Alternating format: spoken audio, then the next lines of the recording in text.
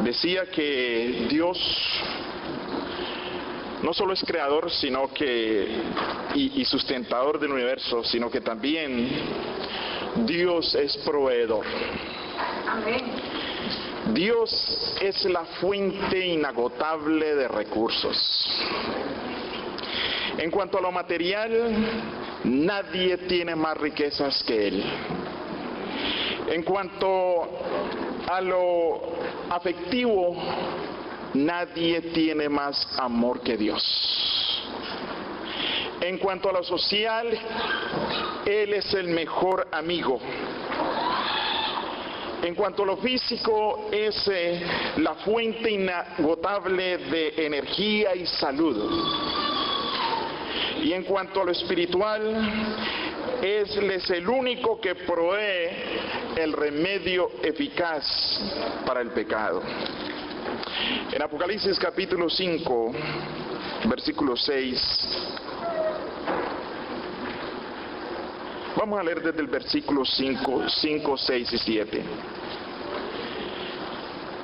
Dice: y uno de los ancianos me dijo: no llores, he aquí que el león de la tribu de Judá, de la raíz de David, ha vencido para abrir el libro y desatar sus 7 sellos. Y miré y vi en medio del trono de los 4 seres vivientes, en medio de los ancianos, estaba en pie un cordero como inmolado. Ahí describe las características del cordero en sentido simbólico, y luego dice en el versículo 7: vino y tomó el libro de la mano derecha del que estaba sentado en el trono. Un cordero. Un cordero que es vencedor. La más grande provisión dada a la raza humana. Cada que llega la primavera, el otoño y el invierno, en muchas iglesias es interesante ver a los conquistadores vendiendo naranjas. Y a veces vemos en esas cajas, cuando las naranjas son de calidad, la mayoría de veces son de calidad, ese colorcito amarillo de las naranjas. Y cuando he comprado, no me he arrepentido de comprarle naranjas a los conquistadores, encuentro a veces unas naranjas bien dulces y jugosas, apetitivas. Pero las naranjas son más que jugo. Si creemos al concepto dado por el 2 veces ganador del premio Nobel, el químico Linus Pauling, afirma que en las naranjas hay una gran dosis de vitamina C, que abunda en las naranjas. Y mientras mucha gente ha estado en contra de esta teoría y no ha ganado amplia aceptación en muchos medios, una gran parte de la cultura o de los habitantes de Norteamérica cree que la vitamina C puede ayudar a los resfriados. Es decir, que cuando llega el invierno al hemisferio norte, el sistema de nuestro cuerpo, el sistema necesita esa vitamina porque está expuesto a los resfriados. Y cuando llega el invierno, el otoño frío, al final del otoño y el invierno, podemos estar tranquilos en cuanto a los resfriados, porque Dios tiene en abundancia vitamina C en los árboles cítricos que crecen en los países más cálidos. En otras palabras, Dios se anticipa a las necesidades de sus hijos, proveyendo recursos para mantenerlos saludables y fuertes.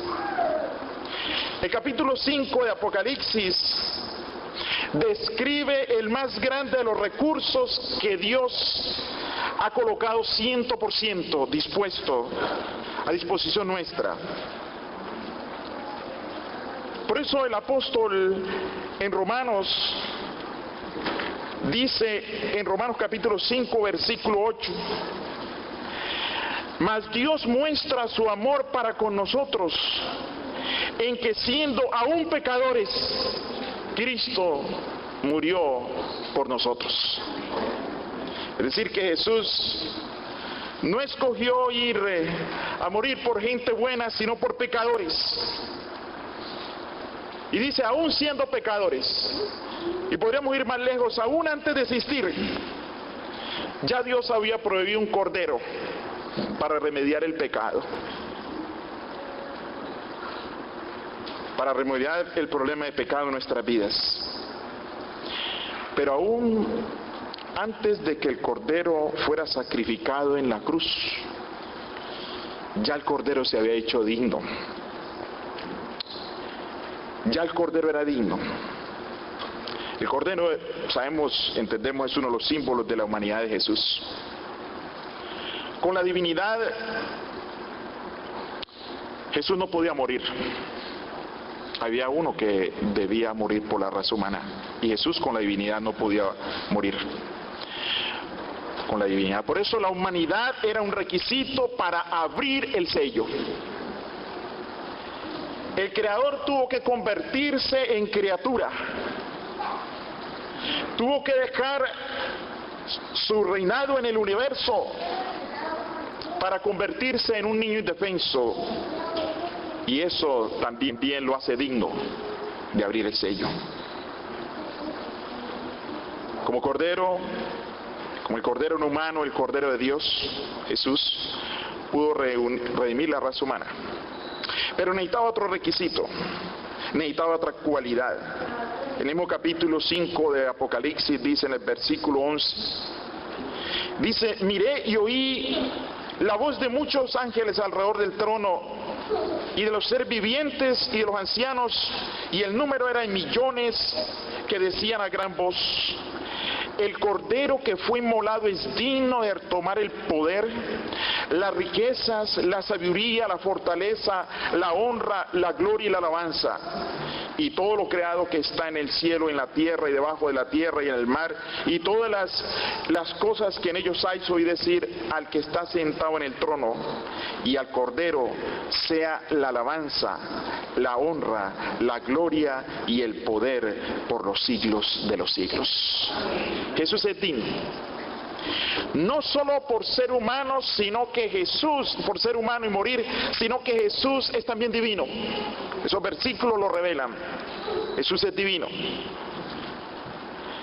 Como Dios hace en la ilustración que di, como Dios hace con las naranjas, también preparando para el invierno, también cuidadosamente Él preparó un remedio para nuestra más grande necesidad antes de que lo necesitáramos.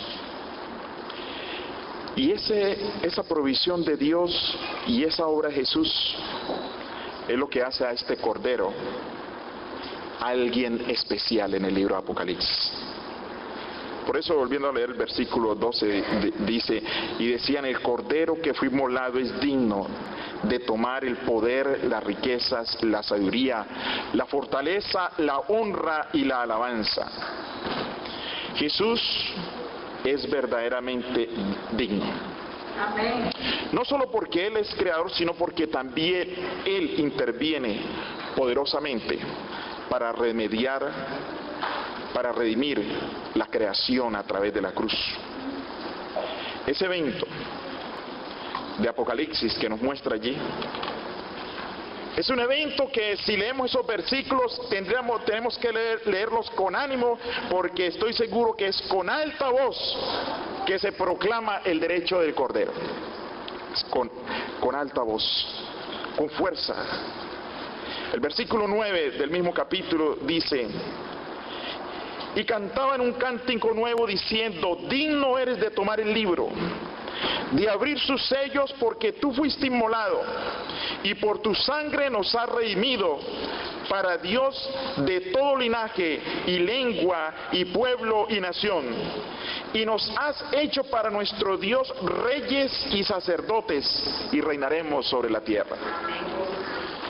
Cuando vemos esas promesas de ser reyes y sacerdotes, encontramos la promesa y el pacto de Dios, el cual Él ha cumplido. Fue dado al pueblo de Israel y ahora es nuestro. En Éxodo capítulo 19 está la promesa. En el versículo 5 dice: ahora pues, si dieres oído a mi voz y guardares mi pacto, vosotros me seréis especial tesoro sobre todos los pueblos, porque mía es toda la tierra. Y dice: y vosotros me seréis un reino de ¿qué? De sacerdotes y gente santa. Reino, reyes, reino de sacerdotes y gente santa. Y es interesante que ese pacto prometido es cumplido a través del sacrificio de Jesús. Y por eso en Apocalipsis, empezando el libro, también encontramos allí, ahí vemos ya la afirmación del cumplimiento del pacto en Apocalipsis 1, 5 y 6. Dice: y de Jesucristo el testigo fiel, el primogénito de los muertos, el soberano de los reyes de la tierra, el que nos amó y nos lavó de nuestros pecados con su sangre. Y aquí viene el cumplimiento. Y nos hizo reyes, ¿y qué más? Y sacerdotes para Dios su Padre. A Él sea la gloria. Lo interesante, mis hermanos, es que también lo menciona el apóstol Pedro. El apóstol Pedro en Primera de Pedro, capítulo 2, versículo 9 dice: mas vosotros sois ¿qué? Linaje escogido. ¿Qué más? Real sacerdocio, gente santa, pueblo adquirido por Dios, para que anunciéis las verdades de aquel que os llamó de las tinieblas a la luz admirable. Linaje escogido. ¿Qué es un linaje? ¿Qué significa la palabra linaje? Tiene el significado de una especie de generación, algo que se hereda, que viene. Nosotros somos linaje escogido, seremos siempre linaje escogido mientras seamos linaje espiritual de la orden del Cordero. Y ser linaje espiritual de la orden del Cordero es haber sido convertido realmente a Cristo Jesús. Porque cuando se convierte el individuo realmente a Jesús, al Cordero, esa conversión hace que su carácter tenga cualidades, características especiales, como la sencillez, la mansedumbre, el amor, la humildad, la bondad y la consagración al Señor. Linaje escogido. Real sacerdocio. Real porque hemos sido hechos reyes para reinar sobre el mal.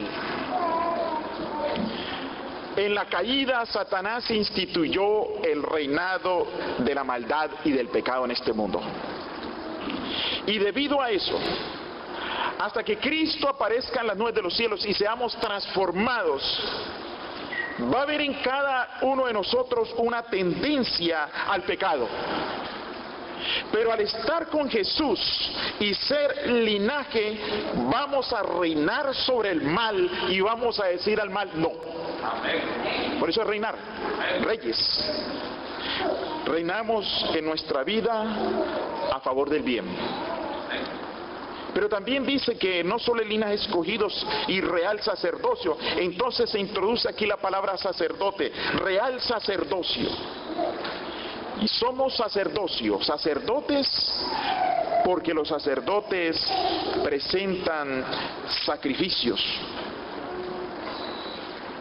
Y la palabra de Dios nos llama a presentar sacrificio. siguiendo este consejo y pedido del apóstol, cada día nos convertimos en sacerdotes. Dice en Romanos capítulo 12, versículo 1. Así que, hermanos, os ruego por las misericordias de Dios que presentéis vuestros cuerpos en sacrificio vivo, santo, agradable a Dios, que es vuestro culto racional. Sacrificio vivo. Hay que sacrificar cosas, tiempo, para estar con Cristo. Sacrificio vivo santo. Dice agradable a Dios. Qué maravilloso, hermanos. Es sentir a través del Espíritu Santo, cuando estamos en una relación estrecha con Dios, de que Dios está agradado. Santo, agradable a Dios. Hay una necesidad fundamental en todo ser humano, y esa necesidad fundamental es dentro del contexto normal de cada ser humano. Esa necesidad fundamental es de tener un sentido de gran valor. La pregunta es, ¿cuánto cuesta una persona? Depende del contexto. Si hablamos de los componentes químicos o los componentes químicos del cuerpo humano, por ejemplo, los componentes químicos de mi cuerpo, sí, pueden costar quizás unos $12 o $13, engordo un poquito más. Ese es el valor, más o menos, de los componentes químicos de un cuerpo humano. Pero si el porcentaje de valor se le pregunta a un empleador americano en el sentido de porcentaje, diría que valdría más o menos $50,000 al año, porque es el promedio de salario de una persona. Pero supóngase que es un jugador de básquetbol de la talla de O'Neal. El valor subiría a $10 millones. O si se convirtiera en un diseñador de sistemas famoso y que pudiera diseñar la mayoría de las computadoras del mundo, valdría $10,000 millones, tal como Bill Gates. La tendencia humana es siempre valorar en términos de otros. Mirar a los seres humanos y valorarlos de acuerdo a lo que tienen o a lo que son. No sé si estaré equivocado, pero esa es la tendencia humana. Valorar a los otros por lo que tienen o por lo que son. Pero de acuerdo a la Biblia, el valor humano es infinitamente grande, más grande de lo que podemos asignarle a otro. Las Escrituras nos dicen que Jesús vale el universo entero. Si un individuo vale por lo que tiene o por lo que es, Jesús vale el universo entero. Él lo hizo. Lo hizo con todo lo que tiene el universo. Conoce todo acerca de nosotros. Nos conoce tal como somos y nos ama tal como somos. Su muerte en la cruz estableció el valor del individuo, el verdadero valor. El creador del universo, de todo lo que existe, incluyendo los grandes ateos, artistas, incluyendo gente buena, gente mala, cuando el creador decide morir por ti y por mí, colocó un precio infinito en nuestras vidas. Y como el Cordero que es digno resucitó, y como Jesús no morirá nunca más, tu valor y mi valor están asegurados en la vida de Jesús. Es decir, tenemos garantía de por vida, garantía de por vida eterna, podemos decir, en Cristo Jesús. Hace 4 años no juego golf porque acá no me he encontrado con personas o no he sabido de personas que practiquen el deporte. Pero un palo de golf en mis manos quizás cueste $50. Pero un palo de golf en las manos de Tiger Woods vale $1 millón. Una vara en mis manos solo serviría quizás para espantar un perro rabioso, pero en las manos de Moisés abrió el Mar Rojo.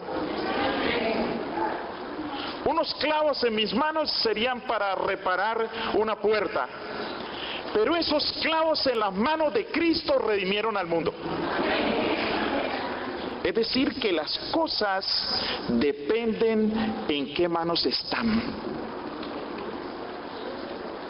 La efectividad de las cosas o de las personas dependen en qué manos están. Podrías imaginarte si te pones siempre en las manos de Dios.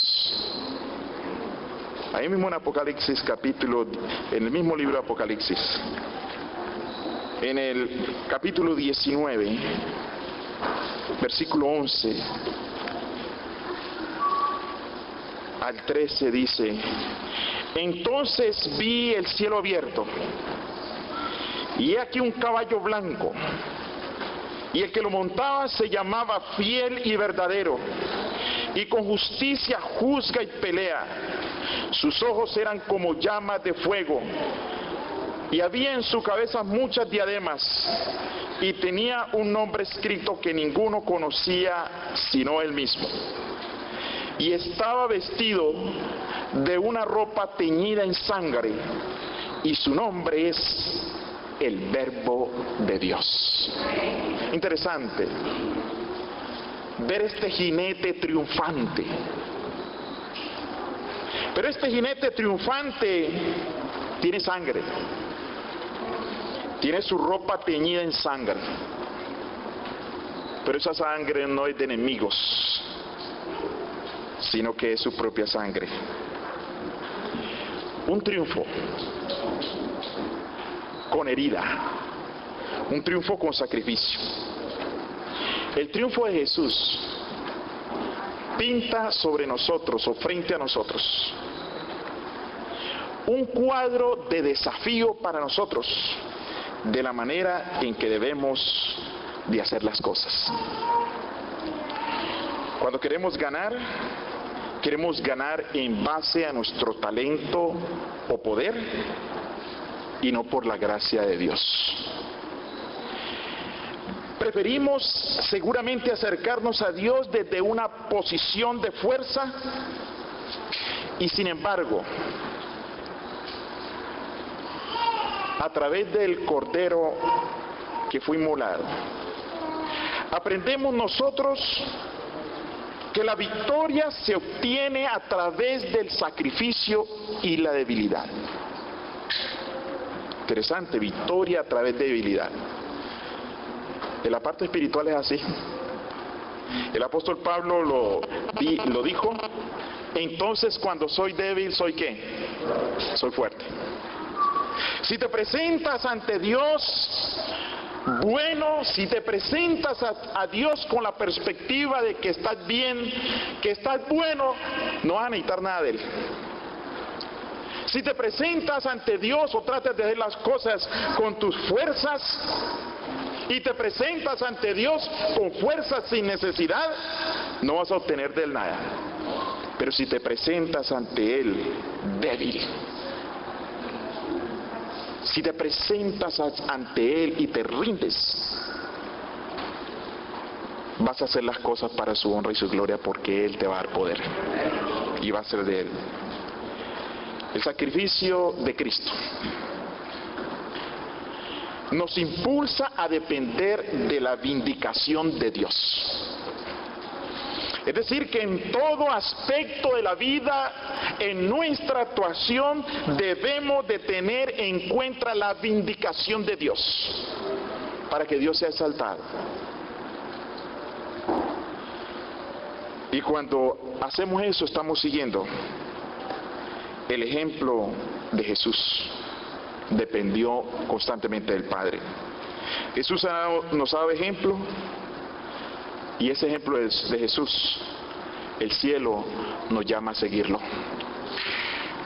la mayoría de los escritores, los grandes escritores, en la historia ellos han protegido dos cosas: su horario y su privacidad. Aquellos grandes escritores. Y hubo un gran escritor llamado Henry Nouwen. Henry, al final de su vida, rompió con las barreras del profesionalismo.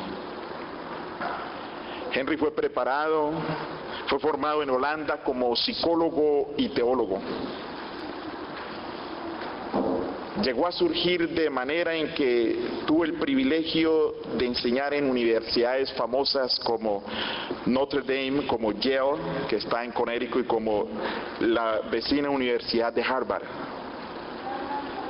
En su vida tuvo un porcentaje más o menos de escribir un libro por año, más de un libro por año. Viajó a muchas partes del mundo a dar disertaciones, pero notó que en ese proceso su vida espiritual decayó.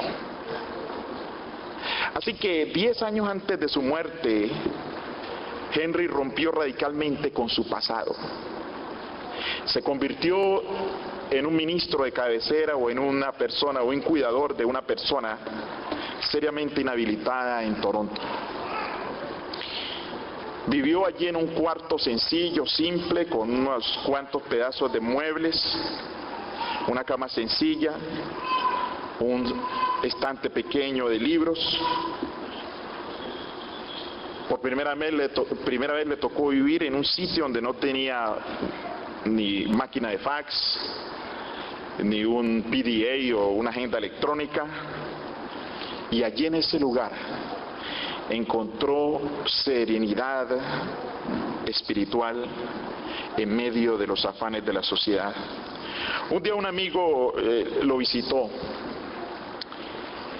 y lo encontró dándole la Santa Cena a un retardado mental de 26 años que cuidaba, el cual estaba inhabilitado para hablar, para caminar o para vestirse. Su nombre era Adán. Adán, en medio de esta pequeña ceremonia, no daba muestras de entender lo que estaba pasando, pero en su mirada había ansiedad y de vez en cuando de su boca salían gruñidos fuertes, como queriéndose comunicar. Y este famoso escritor Henry Nouwen le confesaba a su amigo que a veces le tomaba casi 2 horas para vestir, para bañar y vestir a Adán, para cepillar sus dientes, para peinarlo y para guiar sus manos con la cuchara hacia la boca para que pudiera tomar, para que pudiera desayunar. Pero para este famoso escritor,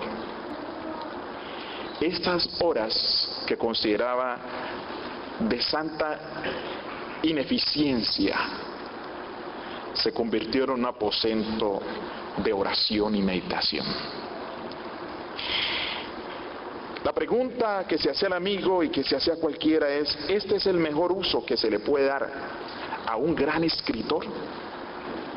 ¿No podrá otra persona venir y encargarse de estas tareas manuales? Sin embargo, Henry no consideraba esto como un sacrificio. Él afirmaba: no estoy perdiendo o dejando nada. No es Adán quien obtiene el mayor beneficio de nuestra amistad. Él reconocía que había sido difícil al principio, pero el toque físico, la ayuda al necesitado y la confusión de ver cómo ayudar a una persona de esa manera que no coordinaba, no era una tarea fácil. Pero él aprendió a amar a Adán y a amarlo verdaderamente. En el proceso descubrió que así debe ser el amor de Dios para el ser humano. El ser humano espiritualmente descoordinado, espiritualmente quizás retardado, capaz solamente de responder a Dios con gruñidos o quejas cuando algo no sale bien. Y en la cara de Adán aprendió que alguien, que la gente no necesariamente necesita ser prosperado para ser amado por Dios, sino que Dios ama a todos. Podemos descansar en el amor de Dios. Este poeta, este escritor, siguió el camino de victoria del Cordero, la mayor provisión de salvación que Dios nos ha dado. El Cordero de Dios que quita el pecado del mundo. A través de Él aprendemos que cuando somos débiles en nuestra actitud hacia Dios, en buscarle, en rendirnos a Él, entonces somos fuertes. A veces Dios tiene que quitarle a las personas las cosas que ama para que la persona se pueda acercar. Así el Señor tiene que, a veces luchamos y no sabemos que a veces luchamos es con el Señor. Jacob estaba inseguro. Jacob oró. Y cuando sintió a alguien, Jacob luchó hasta que fue derrotado. Y cuando cayó entendió quién lo había derrotado. Y cuando anduvo a través de su vida cojeando, cada paso le hacía recordar a Jacob quién lo había derrotado. Dios quiera que cada paso que demos, recordemos que hemos de rendirnos a Jesús y depender del Cordero de Dios que quita el pecado del mundo. Que Dios les bendiga.